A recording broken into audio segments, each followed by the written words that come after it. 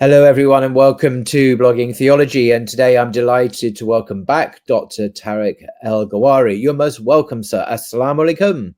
Wa alaikum assalam wa rahmatullah. Good to be with you again. Good to see you, sir.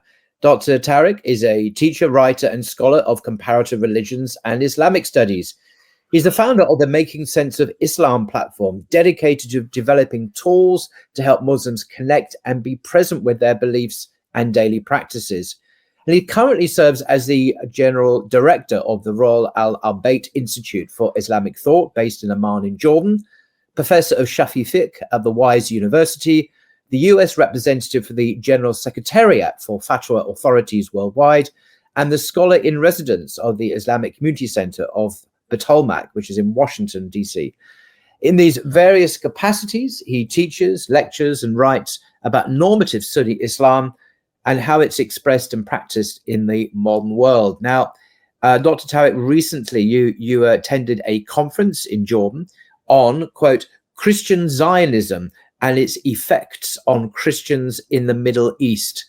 And you did a video about it, and I just wanted to get your views on what this conference was about. Some extraordinary things. I mean, one of the things that struck me particularly was the perilous state of Arab Muslims, of Christians, Arab Christians in the Holy Land, that they are predicted to almost become extinct in a few years, really.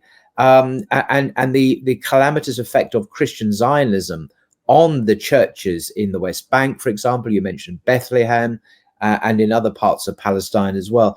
Could you just share with us, the Patriarch of Jerusalem was in attendance at the conference, and very eminent people, not just yourself, but other very eminent scholars and ecclesiastical leaders of churches were present. Why are they so concerned? What is happening to the indigenous Arab Christians in the Holy Land? Why are they under such threat, do you think? Well, we'll begin with Bismillah ar-Rahman ar-Rahim. Alhamdulillah wa salatu wa salam ala Sayyidina Rasulillah wa ala alihi wa sahbihi wa man wala. So I didn't just attend. I was also a co-sponsor of the conference. So I'm on the steering committee, or I am still on the steering committee. And of course, as I mentioned in my video, I'm not an expert on the subject, but one of the things that is of great concern for us with our organization, the Kingdom of Jordan in general, and then if we can extract even more to the Arab world, is the state of Arab Christians. And, as a minority, it's obviously all minorities has a problem. And here I speak as an American Muslim, of course, I understand what it's like to be a minority, but one has to also do their utmost to protect the rights of minorities and freedom of religion and worship and practice and all of that entails. And obviously there are politics involved. So, despite what I say, people oftentimes respond to me, yeah, but how about this? How about, okay, I can't solve all the problems, but it's a concern. But what's of dire concern is the state of the Christians, the Palestinian Christians, because I did not realize that they are themselves saying we are anticipating by 2050 will almost be extinct from Palestine. A lot of that has to do with forced migration, difficulty of living. There is loss of life, there is destruction of property, zoning, the changing of the zones and the licenses. I mean, I'm not an expert on those specifics, but just in a broad sense, there are some of those type of facts on the grounds that change that would just lead to their eventual eradication. So it's a type of ethnic cleansing that's a kind of slow burn. It's not like a cinematic ethnic. I think when we think about ethnic cleansing or genocide, we are thinking of these large catastrophic events, like Rwanda, World War II, Nazi Germany, etc. But there are other kinds where it's just a slow burn, and that just happens underneath the watchful eye of the world, and no one really bats an eye. And because there are all of these micro justifications day by day, and every 24-hour period, oh, but there's this, oh, but there's that, oh, we found this terror cell here. There are all of these micro justifications. But at the end of the day, if you look at the year, there's a reduction. The next decade, there's a major reduction, so on and so forth. And then the net result is going to be the extinction. So that's a grave problem, not just as a Muslim, but as a human being. I think we would all say that that's unacceptable, that the land of Christ, the home of Christianity, the birth of Christianity, should not have any Christians anymore. That's extremely disturbing. There's a great irony here that the conference, as I said, was a conference in Jordan on Christian Zionism and its effects on Christians in the Middle East. So particularly American Christian Zionism, a very powerful political force, always has been for a long, long time now, particularly under Trump, where it's been taken to the next level. These Christians are supporting an ideology which is directly disenfranchising, it's destabilizing, it's ethnically cleansing their fellow Christians in Palestine. And this is a great irony, really. And they never seem to speak. When I watch Fox News, and yes, I do watch Fox News, it's good to see what they're up to. They never mention Palestinian Christians. It's always about the Muslims, But the Palestinian Christians are the indigenous Christians of that land, and they predate the Muslims, of course. And they're the people who are threatened with extinction by this micro incremental ethnic cleansing, as you rather brilliantly put it. Actually, this is very worrying. But what is the role of ideology in this? Why are American Christians, because I sort of go on about Americans, but at the moment they are the main motivator behind this. Why are they so passionately supporting Christian Zionism? What has Israel got to do with these Christians?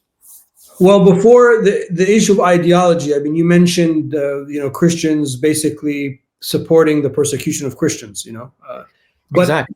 In that, one of the things that's just very, very clear, and I think we have to state it so we're honest with ourselves, is that this is a extension of empire, colonial, empire, a type of ethno nationalism, supremacy ideology. I mean, all of those isms, I'm sure there's a better way of stating it than I just stated it, but that's what it is. I mean, the Arab Christians are brown, so therefore they are less than. Yeah. So the fact that you are brown or black or in the global South, you just automatically, doesn't matter what you are that first, and therefore you are less than. So you are not a real Christian. You are not a real this or a real that. And that's one of the great ironies, is that the opposite, in the case of Christianity specifically, the opposite is the truth. Christianity wasn't born in Rome or London or Dallas, Texas. It was born in Bethlehem. And this is the Holy Land, the whole Levant, not just Palestine and the territories, but the Levant. As the Quran tells us, it's the land around which Allah subhanahu wa ta'ala has blessed. So that's the great irony, is that that's the birth of Christianity. So I think a lot of what I heard at the conference, and this is something that I needed reminding of before we talk about ideology, this is really an extension of supremacy, of ethnic supremacy. Mm-hmm. And when you understand that, it shows you how powerful of a force that is in the world today, that our children are less than, whether I'm Arab Muslim or Arab Christian, it doesn't matter. I'm an Arab, so therefore I am less than. Yeah. And that makes its way in how people talk about it. I don't even know if most Americans or most American Christian Zionists are aware that there are Christians there. I don't even know if they comprehend. That could be maybe being a bit harsher. Maybe they simply don't know, because America is geographically isolated from, say, or Europe. I mean, literally by a vast pond, or as we call it, an ocean. So there's a sense that you're not actually going to bump into people, unless obviously in the cities in America, but they're immigrants often. If I could just make an academic reference, because for me it helps. There's this wonderful book by Timothy Mitchell called Colonizing Egypt. And of course, the book seems to talk about a lot of things. But one of the things that is important for me that I took away, and I read that book multiple times since graduate school, is he talks about how the Europeans came to Egypt, but had a preconceived notion of what Egypt was like. Yeah. And therefore, through the colonial experience, sought to impose on real Egypt their concept of what they thought Egypt was. Mm-hmm. And that's really the reason I think that's brilliant, is that's sort of what's happening. With Christian Zionism, there's an understanding of what Christianity is supposed to be like. And therefore, we are going to go to this land that we think is the land of Christianity, or the land of Zion, whatever they want to call it. And therefore, we are going to impose by force, even at risk of ethnic cleansing and genocide, we are going to impose that vision that we have, that to start out with was artificial. To start out with is not something that's taken from the text. It's not even from a prima facie reading of the text or their sources. It's something that comes from, a certain history, Protestant history, and a Protestant kind of understanding. Yes. I think this is a very important point you're making, because I know my experience when I was a Christian, that evangelicals, particularly evangelical fundamentalist Christians in the States and elsewhere, don't regard the Christians in the Arab world as real Christians. because they're Coptic, if they're Egyptian, they're Orthodox Christians, or the other kinds of Christian group. They're not born again conservative evangelical types, and they're the only real Christians. I mean, seriously, this is what they think. So therefore, you need to convert these people. So American missionaries going to the Middle East will seek to convert to Christianity Christians who have been there for 2,000 years. And it's very offensive, I've heard this, to Christians in Jerusalem or other parts of Palestine to actually have these foreigners come and try to convert them to the faith that they've been living for 2,000 years, as I say. But this actually happens. And so you get this imperial white evangelical Christianity seeking to convert the brown natives who think they're Christians, but they're not really, because they don't believe in this fundamentalist evangelical Protestant gospel. So this is kind of the Reformation, actually. This is going back 400 years, where Luther attacked the Catholic Church for being the Antichrist. All these tropes are still playing out, but in the Middle East as well. Well, I mean, you can even go further back, because in our history, in Islamic history books, when Amr ibn al-As radiallahu anhu came to Egypt and opened Egypt, when he interacted with the patriarch welcomed the Muslims coming to Egypt, because he said, we've been persecuted worse by the Romans, and what you guys are offering us is heaven compared to that. And let us not forget that some of the Crusades, the European Crusades, were against other churches. Oh, the Orthodox, no, the Catholics attacked the Orthodox. The church in Egypt, the Coptic church you mentioned, it's called the Throne of Saint Mark. I mean, it's an ancient church. For somebody from North America to have the audacity to say that those are not Christians, I mean, that's very difficult to swallow. They're very, as an Egyptian, and I interact with, they're very Christian. They're very Christian. You might not have the same theology and the same exact doctrine, but they are Christians that are, have a longer lineage, and unbroken lineage back to that time. So there's a lot of that's happening, I mean, without doubt. But I think to hang the problem of Christian Zionism on that is kind of like to take the easy way out, because we're going to just say, oh, it's too complicated. It's really not that complicated. Look, when babies are being killed, when pregnant women are being killed, for me, it's not complicated. Mm-hmm. That's wrong. Whether they're Israeli children and women, whether they are Muslim Arab women and children, whether they are Christian, whether they're killing a soul, for me, is something that has the mark of the divine on it, and we have to do everything to ensure the life can happen. So for me, I'm sorry, that's not a complicated problem. Mm. Whatever produces that result is a problem, and therefore it's not complicated. It's just simply wrong. And there has to be redirected. And I think that for me, as an outsider on the issue of Christian Zionism, it was a little bit refreshing for me, because I was like, okay, I mean, I can see my way through all the weeds, because it's not that complicated. You're just blaming the internal kind of turbulence in the world of Christendom, but that's really not what's at play here. It's something else. Mm-hmm. Yeah, this is very true. And without being sidetracked into what's going on today's news with Trump and claiming ownership of Gaza and so on, but I was just reading the New York Times in the last 24 hours. They talk about Trump's development plan. That's the language, actual phrase, the headline. Trump's development plan, it needs Jordan and Egypt to cooperate and so on. Now, they're not calling it ethnic cleansing. Oh, no. It's a development plan, which sounds almost kind of boring and uninteresting. So the sheer outrageousness of an American president declaring he owns a slice of the Middle East as real estate, and is saying that the inhabitants must move out and they can't come back. If Putin did that, well, maybe he is doing that in Ukraine. Very different language would be deployed, actually. So that there is a complete lack of transparency and clarity about exactly what it is. But this is from a very august, respected, weighty, serious journal, newspaper, the New York Times. So, God help us. Even that, just to show you how illogical these statements are, because they're also saying anyone in the world will be able to come and live there. Okay, well, why can't the Palestinians live there? I mean, it's just illogical. They're just empty statements that are not backed by any coherent, logical statement. And that incoherency itself comes from the incoherency of Christian Zionism. And that's why this topic is so important. Because at the end of the day, it's an incoherent movement. It's an incoherent ideology. And as a Muslim, my main concern is what is the hermeneutical treatment and solution to Christian Zionism. Yeah, you can talk about the lobby power, the money that they spend, and the support for the state of Israel, but that's for me all a result. I'm more concerned, I guess maybe because I'm a scholar by training, academic, I'm more concerned with what's the hermeneutics behind it.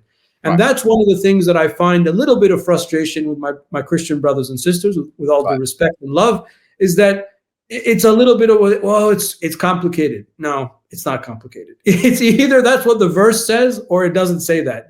It's not complicated, because when we have the same problem with inside Islam and we have to deal with Daesh and Al-Qaeda and all these extremists, we're like, look, no one in the history of Islam says what you say these verses say, ever. Any century of Islam, you guys have made up things that nobody over 14 centuries have ever said. So I can say categorically it's wrong. Yeah, it's a bid'ah by the definition of the word. So, and that's because I think our hermeneutical structure is very clear and transparent, and it's coherently logical. And I think that's an area where they left a little bit to be desired for me in the conference. Okay. Well, if I may, can I just look at some of these texts? Because, as you say, they're not difficult to understand. They are quite clear. So Christian Zionism, the idea that the people of God, the Jews, the Israelites, now have their homeland, their state, Israel, the state of Israel in the Middle East today. And as Christians, we must protect God's people, because they're the people of God. God has promised this land to the Jews, to the Israelites. And the Bible requires this. The Bible tells us to support this. And there are proof texts, and we're not going to go into all of this. But I did look this up earlier. The most important biblical proof text for Christian Zionism is apparently Genesis chapter 12, verse 3. So it's part of God's covenant with Abraham, which says in the NIV translation, "I will bless those who bless you." This is talking to Abraham. "Whoever curses you, I will curse, and all peoples on earth will be blessed through you." So they see this Christian Zionist unconditional promise to divine blessings for support for the Jewish people, and by extension the modern state of Israel. So that this forms a theological foundation for the belief that the nations and individuals who support Israel will be blessed, while those who oppose the state of Israel, will face divine judgment. That's Genesis 12 verse. Okay, so this is a great, the famous blessing verse. Okay, yeah. So I mean, I'm not a Christian, I'm not a Bible scholar, but look, I come from a Meccan family that's descended from Al-Abbas, the uncle of the Prophet. That means I'm a direct descendant of Ismail, the son of Ibrahim. Why does that verse not apply to me and my family and my people when we have an unbroken genetic connection to the patriarch himself? So that's what I mean by being illogical, because elsewhere in Genesis, I can't remember the verse right now, but there's a verse in Genesis, or a passage that refers to Ishmael being left in the valley of Becca, and a great nation will come from you. So even in Genesis, he's not saying this guy is like, astaghfirullah, like a bastard son and we're casting you out. No, he said this is a great nation will come. Which also the Muslims, actually. Yeah, I know that the Jewish commentators in the medieval period actually explicitly acknowledged that these were the Muslims who were prophesied in that passage. So that there is a place in God's plan for Muslims. But you see, the incoherence is, how is that passage restricted? Its meaning restricted to the Jews, i.e., the descendants of Isaac, and this is oblivious to Ishmael, who's also the son of Abraham. I mean, I hadn't actually planned to do this, but I'll do this. I wish to just show people this book. It's called the Jewish Study Bible, 2nd edition, published by Oxford University Press. It says on the back, a landmark 1-volume resource, especially tailored for the needs of students of the Hebrew Bible. It's an academic work. Some of the leading Jewish scholars in the world have contributed to this volume. It's a new translation, very academic. It draws not only on contemporary New Testament, Jewish biblical scholarship, but also on the Talmud and other traditional Jewish traditions. A very erudite work published by Oxford, as I say. Now, why do I mention this? Because I have a lot of respect for this book, and I've been reading chunks of it just to really immerse myself in a non-Christian Jewish understanding of the Jewish Bible. I mean, what could be uncontroversial, shouldn't be controversial. But it's actually interesting reading those proof texts like Isaiah 53 from a Jewish perspective. And it's very different, actually. But anyway, that's not why I'm mentioning. The reason is, when it talks about Abraham, this very academic respect, many of these people are top professors at American universities around the world, elsewhere. When they talk about Abraham, in the commentary, they refer to him repeatedly as a Jewish prophet, as a Jew, as explicitly as a Jew. Now, Abraham wasn't a Jew. I mean, he was years before Jacob, the eponymous founder, Israel, also known as Israel, the father of the 12 tribes, his 12 sons. This is long before that. He wasn't a Jew at all. Whatever he wasn't that. So it's an anachronistic reading, which is actually an academic sin, actually, in the historical critical method. If you read back contemporary concerns back into an ancient text, you're not listening to the text, you're doing eisegesis rather than exegesis. Well, I mean, the problem with that is that it's also un-Jewish, because the broadest definition of a Jew is somebody that follows the tradition or the law of Moses. Exactly. So Abraham didn't know Moses. Moses was centuries. Yeah, or by that token, I would also be a Jew by that definition, because I'm a descendant of Ismail, alayhi salam. So that's that's problematic. But you see, that verse, I mean, not to get too technical, but just for us, when we come and look at a text, we have to understand the text, and then we have to understand the context, and then we have to apply the text to the context. So somewhere along the line, the last several hundred years, somebody in the world of Christendom decided to restrict that text to mean only the Jews. And that's the same problem that's happening today, when they're oblivious of the fact that they're Arab Christians. I mean, even from the hermeneutical point of view, Ishmael is not even thought of. He's not even an afterthought. And that bias carries itself in how the Christian West, Western Europe dealt with the Holy Land. You'll find description, even going back to Gibbon, they'll say, desolate. It's like their favorite adjective. It's desolate. Desolate people, desolate land, no infrastructure. And, the modern Israelis built, cities out of sand dunes and, that kind of thing. It all comes from the same bias that the Arab people, irrespective of religion, don't count. And that's a problem. That's a huge problem, because that's clearly not what the text says. Yeah, no, indeed. Can I also get a couple of New Testament texts here, very well-known texts, which speak directly to Christian Zionism? I'm not intentionally, but they have that applicability. And what I'm going to focus on is primarily the redefinition of the people of God. So the people of God in Christian Zionism are the Jews. These are Israelites. So we should protect them. It's the state of Israel today. So the New Testament, it redefines who the people of God are. So, for example, Galatians chapter 3. Galatians is a letter written by the Apostle Paul to a bunch of Galatians. This is in modern Turkey. So Galatians 3:28-29 says, "There is neither Jew nor Greek, there is neither slave nor free, there is neither male nor female, for you are all one in Christ Jesus. And if you are Christ's, then you are Abraham's seed and heirs according to the promise." So Paul is redefining the concept of Abraham's seed, making it clear that belonging to the people of God is no longer based on ethnic lineage, but on faith in Christ.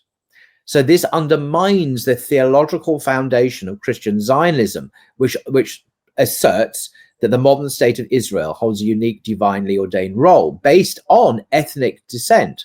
So the irony is, if you're a Christian Zionist, which is almost a contradiction in terms, you are in effect refuting or rejecting Apostle Paul's teaching in Galatians 3. There is neither Jew nor Greek. What counts is faith in Christ.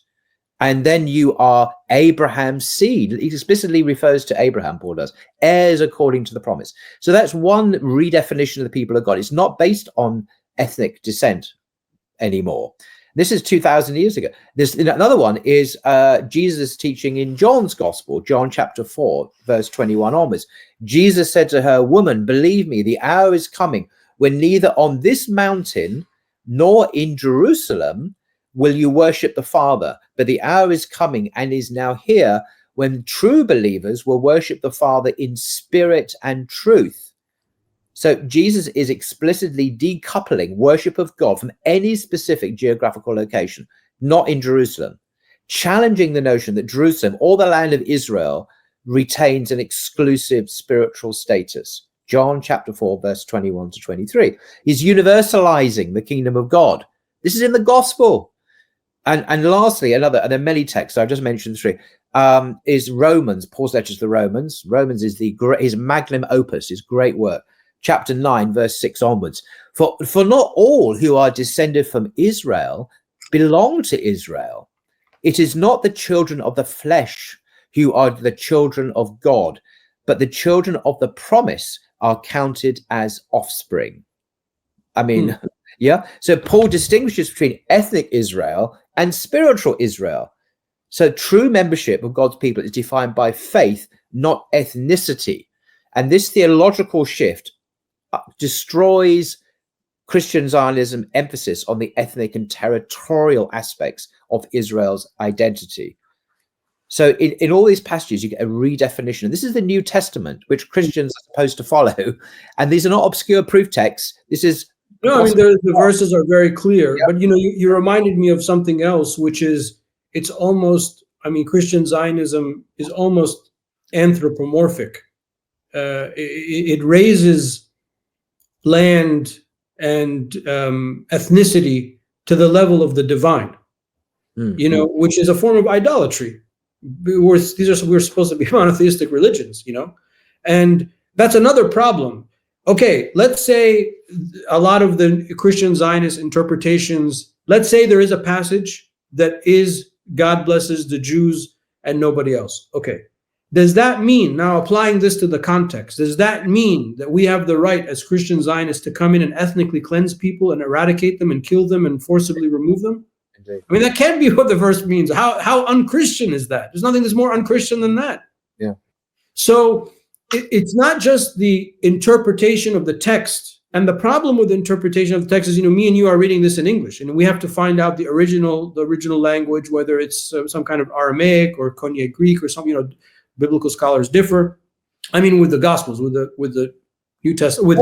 These texts are in simple New Testament Greek. I can read New Testament Greek. I tell you, it's not difficult to translate it. There's no great hermeneutical or interpretive issues here. The English is pretty clear in all translations. There's not no dispute on that. And then when we talk about interpreting the text, we also have the benefit of having 2,000 years, or let's say 1,500 years at least, of backing of Christian interpretation, Jewish interpretation of these texts. So where are those? Where are the different church fathers and authorities of the different churches? Is there a church or a doctrine out there that held that in the past? I don't know. But that's for them to find. That's all about interpreting the text. And then when it comes to the context, these Arab Christians have been there forever, since the time of Christ. And the Christians of the Levant genetically have been proven to be closer to the original Israelites than the modern day Israelis. There are many genetic tests and studies to that effect. So that's a context that we have. Now we got to put these two things together. When we put these two things together, does Christ want us as Christians to go kill other Christians? Then the whole edifice of Christianity collapses. If my justification as a Muslim is that the Prophet, peace be upon him, wants me to go kill other Muslims, then if we keep doing that, it all implodes. There's no Islam, and that's completely illogical. Mm-hmm. So for me as an outsider, that's kind of the hermeneutical framework that I'm looking for. Mm-hmm. Where is the tradition of interpreting the text? Where is the context? Part of the context is also archaeological studies, which is very, very important. It was highlighted a lot in the conference. Unfortunately, I find it a little boring, but it's of great significance because these are indisputable historical evidence of original inhabitants. Mm-hmm. And then we have to put the text into the context together. We have to apply them. So for me, that level of analyzing and critiquing Christian Zionism, I think has to be very clear. It has to be like a 10-page document that can just do that, based on some of the verses that you just mentioned, for example. Because I think Christians are unaware of some of the things we're talking about.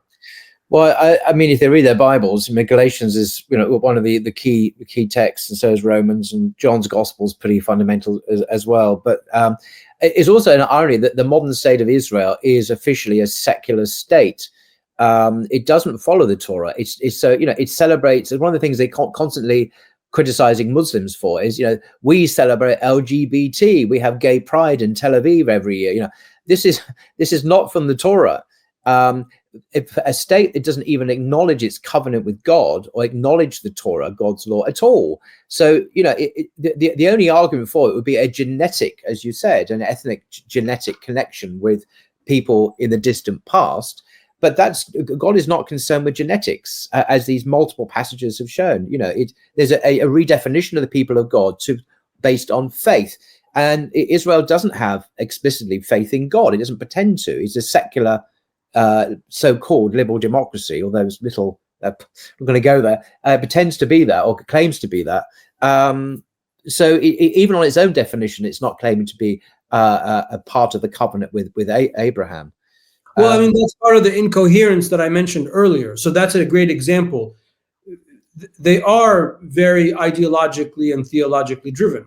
They can say that they're secular and celebrate gay pride once a year. Okay, but at the same time, by the same token, they use the ideology of Zionism and then the allies of Christian Zionism to justify the basically the ethnic cleansing of the Palestinians. There's no other word for it. Whether the ethnic cleansing happens super fast or whether it happens super slow, it's ethnic cleansing nonetheless. It's cleaning the ethnicity of that geographic area. So that's an example of incoherence. I think I said in one of my previous, it might have been with you or somewhere else, for me, the peak of American incoherence was, I think it was last year or the year before, when we were sending aid, dropping aid by plane on Gaza, and that same week it was being bombed by American munitions. I mean, Are we helping or are we fighting? I mean, it's just, that's incoherence. Yeah.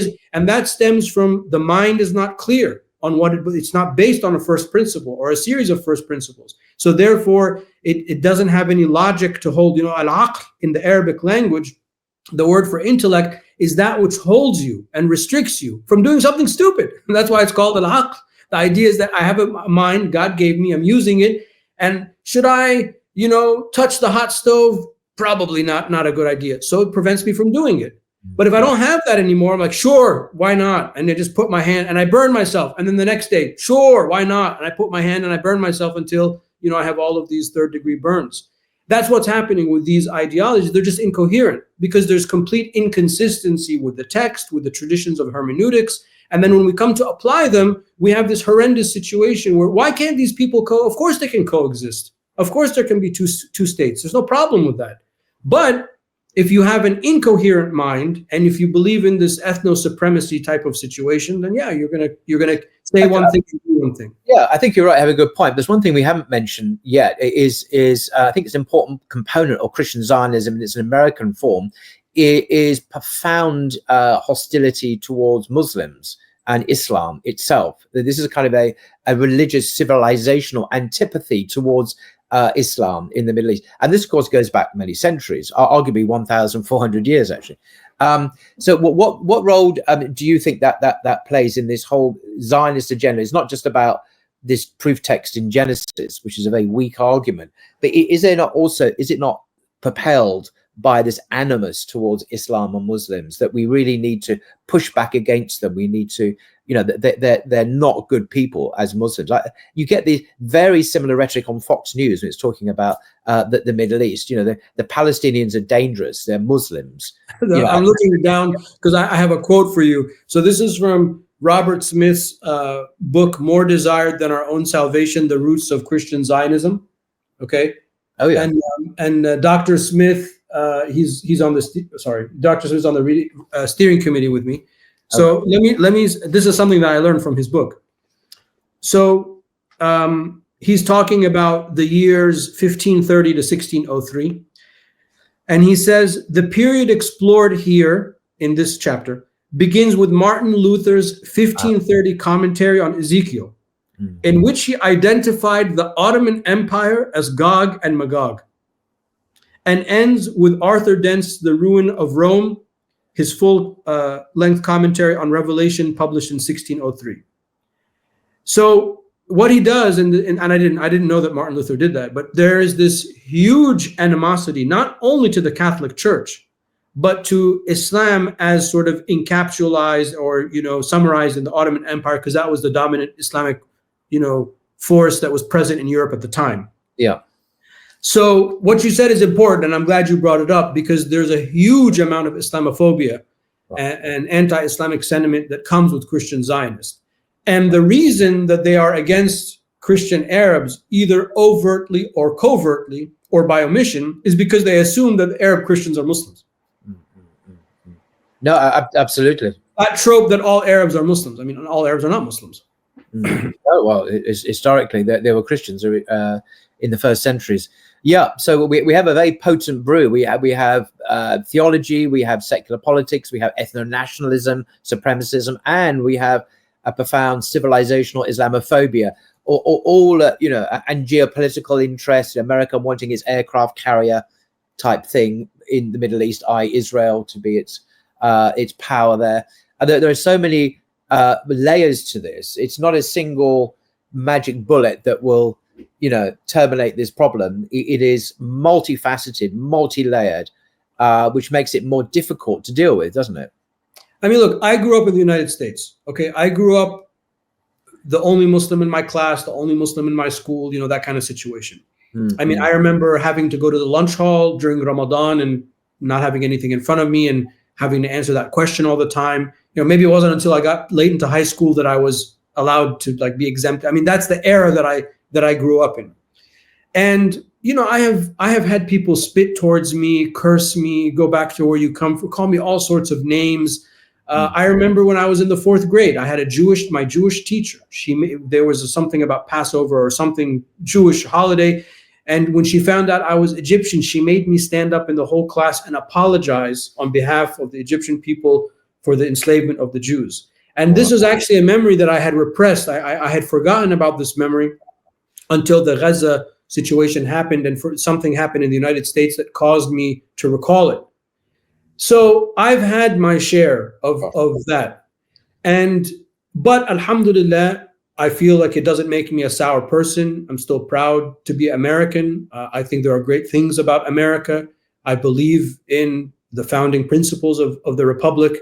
And, I'm loyal to that as a patriot, because I believe that our faith teaches us to be patriotic. However, it's very important, I think, for Muslims in the West that we need to understand that we have to do a better job about showing up and explaining our beliefs.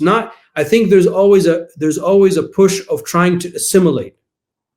And I think no matter how much you assimilate, you're always going to be seen as the other. So you might as well be who you are and be proud of who you are and be a positive who you are, rather than trying to assimilate. And that's one of the things that you don't really, unless you're in the thick of these things, the way we're talking in some of these details, you don't really see. There's a huge amount of anti-Islamic sentiment. It's more than what people can. There's a systematic effort since the Middle Ages to defame Islam. Whether it's from mistranslating the Prophet's name to Muhammad, which is very ironically close to the false god that they say that the Freemasons worship, Bahamut or whatever. I mean, that's not a Dante placing the Prophet ﷺ in one of the lowest pits of the hellfire. True. I mean, come on. I mean, you don't think that's going to carry baggage generation? You're right, but it's interesting. But do you know why Dante put Muhammad in hellfire? The reason, because he actually says why. Because he's a schismatic, and or something like that. He's a Christian schismatic. No, I mean he split the church. No, I know it's hard to. What? I'm aware of those interpretations, because I was taught those interpretations, and then he put Ibn Rushd in a higher level, and that shows Ibn Rushd is not in the depths of hellfire. He's one of the good guys. So you get these really. Dante is also difficult to stress how ill-informed Christians were. I mean, they weren't just unaware; they had completely bizarre. They thought Muslims were polytheists. We worship many different gods. I mean, it's complete fiction. That's all true. But my point is that generation after generation after generation, that seeds a common understanding that these people are desolate, they're backward, they're devil worshippers, they're evil. You're talking about centuries of that, centuries of on purpose defamation through mistranslation of the Quran and so on. Now, some people might be just, I didn't know, and I just repeated what I grew up hearing. But we are up against all of that. And then comes something like Christian Zionism that pushes that forward in this specific direction for this specific political cause. We have to understand, we can't be naive. I mean, that's a very complicated thing. So as Muslims, it's important just to show up, be like, look, man, this is what I believe. And trying to put my best foot forward and things like that. But we have to hold to our principles. We have to hold to our ethics and to our values. And in this case, in Christian Zionism, we have something to offer, which is a way of a mental framework, an academic scholarly framework based on logic, how they can uncouple these false interpretations. Because, the Patriarch of Jerusalem, he spoke at the opening dinner. He said that this is a heresy. I mean, he said that this places somebody outside of the folds of Christianity. That's pretty, that's pretty authoritative for me. I was shocked about a year ago. There's a very prominent Palestinian Christian minister who I can't remember his name, but he's very vocal, very eloquent, English speaking as well. In fact, you mentioned him to me recently, but he Father was Wunder Ishaq. Yeah. And a brilliant guy, actually, I must say. Anyway, he was invited to speak to the Archbishop of Canterbury. This is about a year ago, after October. And the Archbishop refused in the beginning. Exactly. The Archbishop of Canterbury refused to meet with a Christian Palestinian leader because, well, he was pro-Palestinian. And he actually refused to see him. Now, the Archbishop of Canterbury is apparently a very mild-mannered, reasonable, inclusive, person. But he refused to meet this guy. He's not an extremist. He's very moderate. And ultimately he changed his mind. I think because there was such a backlash. He did, and he apologized. But the very fact he did it just shows the default position of even moderate Anglican / Episcopalian leaders when it comes to this issue. They're not really that kind of moderate at all. They would default to the Zionist position, which is extremely harsh, and disown their own Christian brothers as well. I mean, very, very shocking dynamic there, I think.